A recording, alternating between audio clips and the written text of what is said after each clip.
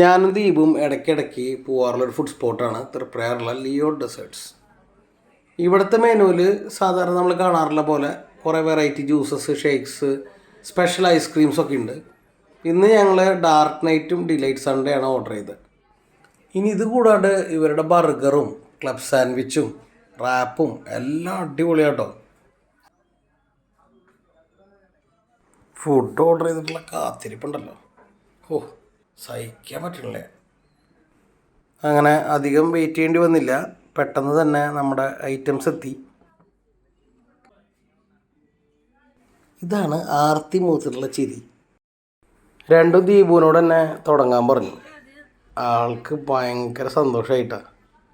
ഈ കുഞ്ഞിപ്പിള്ളേർ ഐസ്ക്രീം കഴിക്കണ പോലെയാണ് ദീപുവിൻ്റെ ഐസ്ക്രീം കഴിക്കണ കാണാൻ. അത് കണ്ടിരിക്കാൻ തന്നെ ഒരു രസമായിട്ടാണ്.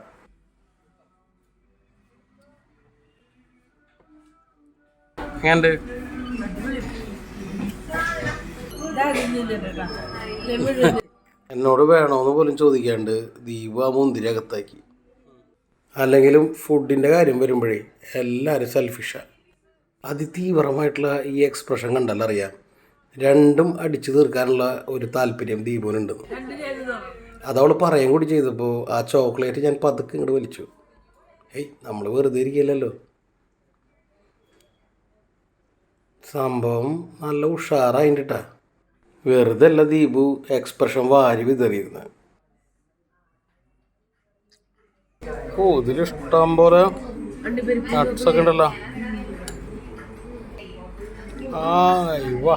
കുറച്ച് ഐസ്ക്രീമും ഒരു ലോഡ് അണ്ടിപ്പരിപ്പായിട്ട് ഒരു സ്പൂൺ അങ്ങോട്ട് കഴിച്ചു.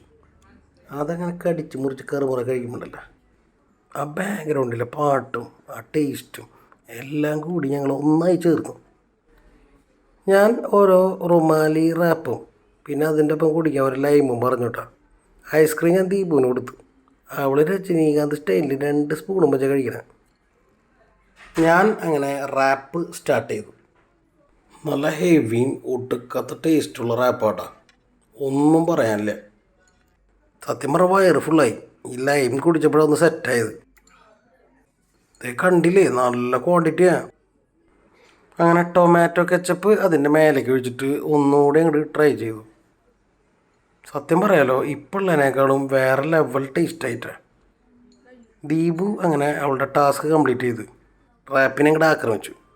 അപ്പോഴാൾക്ക് മനസ്സിലായത് ഇത് എൻ്റെ കയ്യിൽ ഒതുങ്ങില്ല. പിന്നെ ആളൊന്ന് മയപ്പെട്ട് പതുക്കെ കടിച്ച് കഴിക്കൽ തുടങ്ങി. രാത്രി ഒന്നും വേണ്ടാന്ന് ദീപു പ്രഖ്യാപിച്ചു. ഇതിപ്പോൾ എന്താ പറയുക, ചോറുണണ മാതിരി അവസാനം ദീപു റാപ്പ് കഴിക്കണത്. അങ്ങനെ കൈയൊക്കെ കഴുകി ബില്ലൊക്കെ പേ ചെയ്ത് ലിയോനോട് ഞങ്ങൾ വിട പറഞ്ഞു.